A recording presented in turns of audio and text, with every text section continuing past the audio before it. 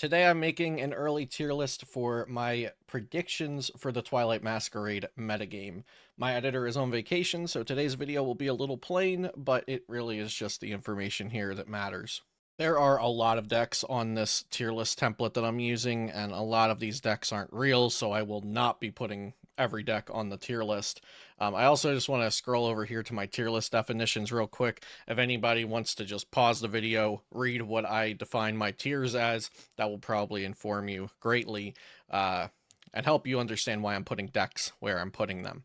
I also wanted to show two tier lists from Japan, and these are also good resources. So the first one's on Pokémon.com, and you can scroll down and find deck lists for the decks in order of the way that they tiered them.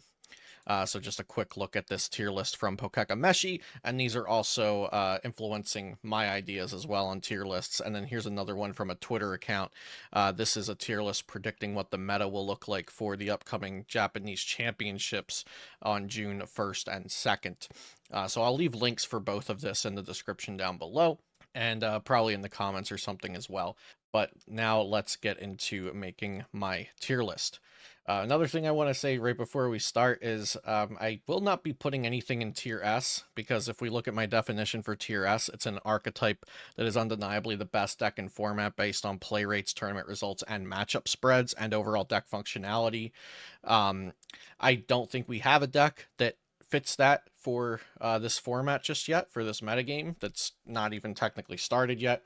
So I won't be putting anything in tier S, but because of that, I'm probably going to end up with a lot of decks in tier 1 and a lot of decks in tier 2. So I'm going to just add a tier 1.5 and a tier 2.5 so that I can depict my thoughts more accurately and explain which decks in the tiers I think are steps above the others. I know some people don't like all these separated tiers, but this will help give you a better picture of how I'm envisioning this metagame and which decks I think are above the others, instead of just ordering them within their tiers. So we're definitely going to start out with Dragapult. Dragapult Xatu seems to be the best Dragapult variant I've tried so far, based on its versatility, its stability, its strength, its consistency. Dragapult Xatu Dragapult Xatu makes the deck pretty stable, I think. You have Xatu for the energy acceleration each turn. I don't want to have to rely on Mela or Neo Upper Energy. That's the thing that's driving me to Dragapult Xatu, is I do not want to have to rely on Mela and Neo Upper Energy as my way to attach more than one energy in a turn. Now, with that being said, we also have Dragapult Charizard, which I think is a good way to accelerate energy onto your Dragapults and also have a good backup attacker. But I haven't been impressed by its consistency. Two stage twos, and one of them are not Pidgeot. That's how Charizard Pidgeot gets away with two stage twos, is because one of your stage twos has a computer search on it every turn. So the Dracloak does help a little bit in that case. You can go like turn 2 evolve a Dracloak and rare candy a Charizard, but you really want your first attacker to be Dragapult. So sometimes that's forcing you to find Dragapult, Candy Dragapult and Candy Charizard on turn 2, which is feels pretty unrealistic a lot of times. So I do think Charizard Dragapult or Dragapult Charizard is certainly viable, but a little bit of a notch down from Dragapult Xatu in my early testing so far. Along with Dragapult in Tier 1 is going to be two decks that have favored matchups into Dragapult, and I would say most Dragapult variants. So the first one's going to be Lugia V-Star. Lugia V-Star is incredibly strong.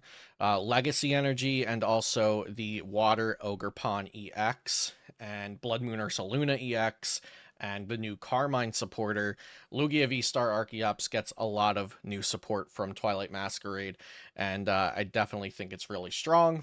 Its consistency issues are still around, sure. You're a deck with like 17 special energies. You have 4 Archeopses in your deck, which are pertinent to your strategy, but don't help your consistency. You have a 3-3 or 4-3 line of Lugia, and you don't need all of those pieces, but it's there for consistency. So The deck is definitely clunky and can beat itself sometimes because of that, but the power level is just increasing even more than it already was, and I can't deny that Lugia is a very strong deck. Now, the other one I want to put up here is Miraidon EX with Iron Hands, so kind of the lightning basic attacker box. I think this is better than Future Hands now. Miraidon EX, Iron Hands. And we know that this won the Japanese Sapporo Champions League, beating Gardevoir in the finals, and Lugia V-Star and Dragapult got third and fourth. So yeah, the tier 1 is basically made up of Dragapult, which is going to be very popular and very strong, and then two decks that have favored matchups against Dragapult, which are Lugia V-Star and Miraidon. Now, like I said, there's more variants of Dragapult, and I think all variants of Dragapult have some sort of power level, like some sort of floor where they can't really go too low. So we also have the Dragapult with Lost Zone, Dragapult with Armor Rouge, which is much more rogue, and then Dragapult with Pidgeot EX. I'm going to put all of these other Dragapult variants into the tier 2 range for now. That doesn't mean they're going to stay there, and it doesn't mean that my opinion is fact. But I definitely think that there will be one Dragapult variant better than the rest, and then maybe one other variant that you can consider, and then a few more variants that just fall a little lower and don't see a lot of play. And right now, if I had to guess out of these 5 Dragapult variants, I'd say that Dragapult Xatu is going to be the best, Dragapult Charizard is going to be the second best, and then Dragapult Lost Zone, Pidgeot, and Armor Rouge are going to be the ones that fall by the wayside, maybe have some kind of representation, but not nearly as much as the other two. There's also one more Dragapult variant here. There might even be more, but one more that I'm going to mention is just the straight Dragapult. It doesn't really have another evolution partner mentioned. Maybe this is just a 1-1 Xatu or a 101 Pidgeot, something like that. And it's likely going to need to use Mela and Neo Upper Energy because of the lack of energy acceleration support. I'm not going to put this on the tier list because I'm not even sure that's a real variant that's going to exist in our metagame. Next, let's talk about Charizard. So Charizard Pidgeot, definitely still the best way to play Charizard EX. Here we go, Charizard Pidgeot. So Charizard Pidgeot I'm going to put in tier 1.5, which if I really had to break it down to just tier 1 and tier 2, I'd put it in tier 1. But I definitely think Charizard is going to struggle a little bit in this format, in this upcoming meta, for a couple of reasons. Number one, we have Dragapult, and there's going to be many variants of Dragapult. I think Dragapult's going to be popular. I don't think Dragapult is unbeatable by any means for Charizard EX, but it is looking like an unfavorable matchup. Lugia V-Star Archeops was already on the cusp of being a bad matchup for Charizard. It was manageable, but definitely a little shaky. Now, with Legacy Energy introduced and the threat of the Water Ogerpon on turn 2, it gets even scarier for Charizard. So now maybe we have to use Enhanced Hammer or Temple of Sinnoh in the deck to get around Legacy. The good thing about Sinnoh over Enhanced Hammer is it gets around Legacy and Gift all at the same time. But then again, if you're putting Sinnoh in your deck, you're mostly just teching for Lugia, so it's going to come down to how popular do we think that deck is going to be, and are we comfortable with taking a bad matchup to it. Looking at tier 1, though, we'll see that out of those 3 decks, I think Charizard only has one good matchup out of the 3, which is Miraidon EX. So if those decks stay the best, like I think they are, and those decks are also the most popular, then Charizard EX will naturally decline a little bit. Next, we have Teal Mask Ogerpon EX with Raging Bolt. And this, if we look at the Japanese tier lists real quick, we have it in tier 2 on this tier list. And then in this tier list, I'm not sure that it really began seeing play in time yet. But it started showing up in City Leagues at the end of the City League season. I'm actually going to add one more resource here, Pokekabook.com. They also have a tier list that we can look at for reference, and they also have deck lists for all the decks. And they actually have ranked the Raging Bolt Ogerpon deck as tier 1 or S tier alongside Dragapult. I'm not exactly ready to call it that good of a deck yet. It's pretty new on the scene.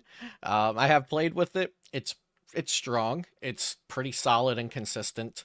But it is a big basic, hit big damage deck, and these typically aren't able to stay as one of the best decks because they get countered by decks that can prize trade with them well, or decks that are prepared for them, maybe some sort of walls if the lists don't have answers to mimic you and things like that.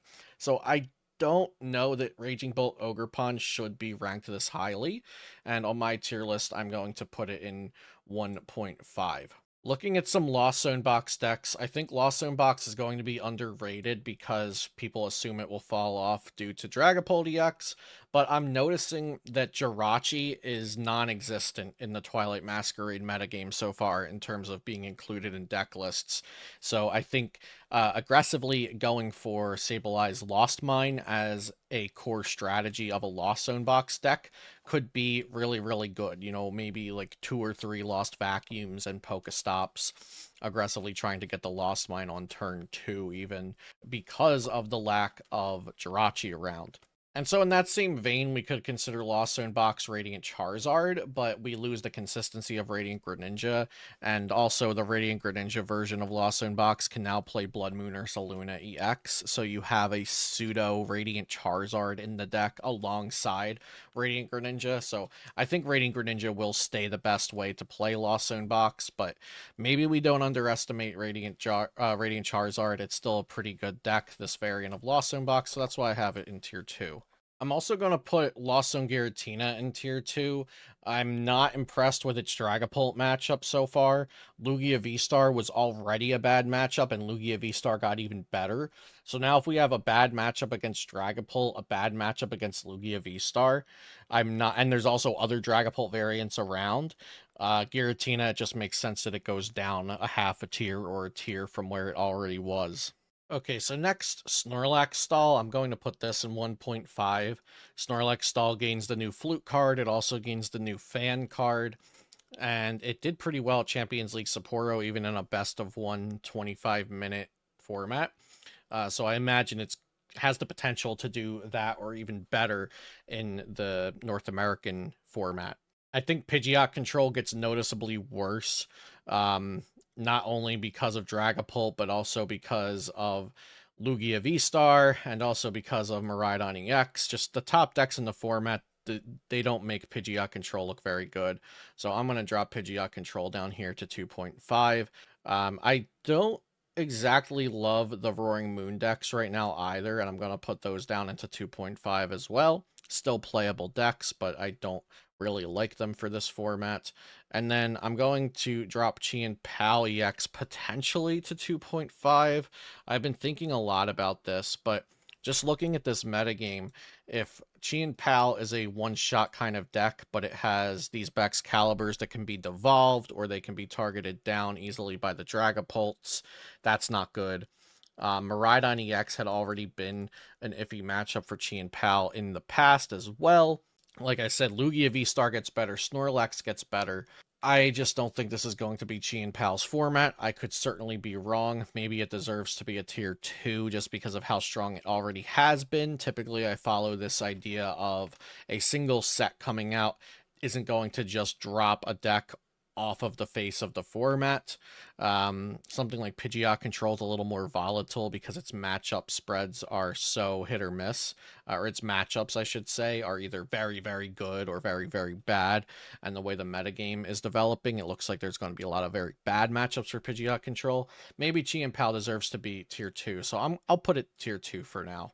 Gardevoir EX with Monkey Dory has been a hard one for me to evaluate. I know it got second at Champions League Sapporo. The Miraidon player got extremely lucky, so you could even argue that this deck could have gotten first because, one card draw differently for Miraidon and Gardevoir would have gotten first.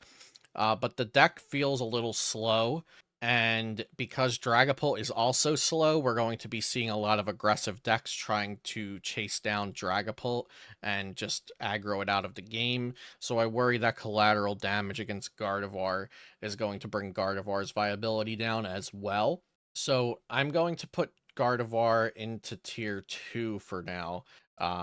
This might be a little bit of a hot take, but I am not the biggest fan of Gardevoir going into this next format at the moment. Future Hands is still fine. Like, I haven't thought this deck was very good overall at any point, but it definitely has its good matchups. The good matchup against Lugia is nice.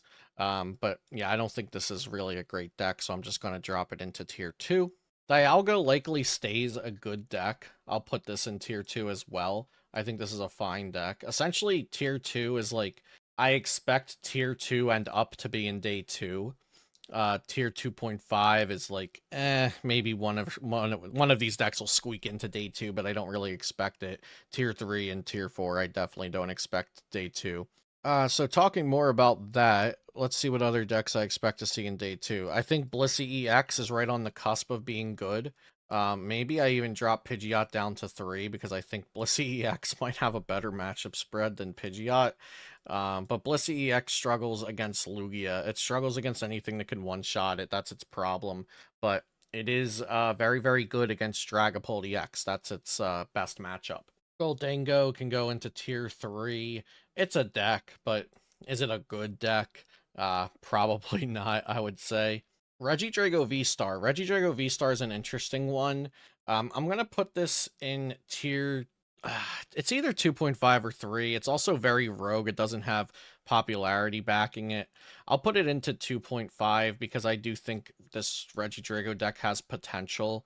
With the Ogerpon plus Energy Switch for Energy Acceleration, Dragapult EX is a Dragon-type Pokemon, so consistency might bring it down, but I do think this is almost a competitively viable deck. I'm going to give it a chance and put it in tier 2.5. I don't think there's any reason to play Raging Bolt Sandy Shocks when you can just play Raging Bolt with Ogerpon. I also don't see much reason for playing Charizard Bibarel over Charizard Pidgeot. However, Charizard EX is very good, so I'll just put it in 2.5 because Charizard EX will carry it, even though it's the lesser of the variants. I think Gouging Fire is being underrated. I'm going to put this in 2.5 as well. We'll put Gardevoir EX with Banette in tier 3. Banette just kind of falls off because of Dragapult EX. Dragapult EX doesn't really need item cards to play the game. After like turn 1, Lugia V-Star can even get away without items, really, as long as they get the Archeopsis into the discard pile. If Miraidon gets one turn of items, they're fine. They can just run through the Banette deck, I think. So yeah, I don't think this deck has a lot of hope for this upcoming metagame. Palafin EX, I have zero hope for. We're gonna put that in tier 4. Great Tusk Mill, we'll give it a tier 3. It's like kind of a deck. Tier 4 is like decks that I think are like invalid. Like these are non-decks or decks that just have an obvious upgrade that there's literally no reason to play the lesser version of it. Greninja EX. Greninja EX is like fine, but I think it's worse Dragapult most of the time. So I'm just gonna put Greninja EX in tier 3. The Festival deck, we'll put this in tier 3 as well. It's a single prize deck that'll trade favorably with some things, but that's about it. Frostlass stuff is just very unappealing because, like, Dragapult has no abilities, and even things that have abilities, there's a lot of ways to heal in the format. We might see Radiant Serena around to counter Dragapult, or Fresh Water set to counter Dragapult. There's even Pokemon with, like, good healing synergies like Blissey EX and Charon's Care.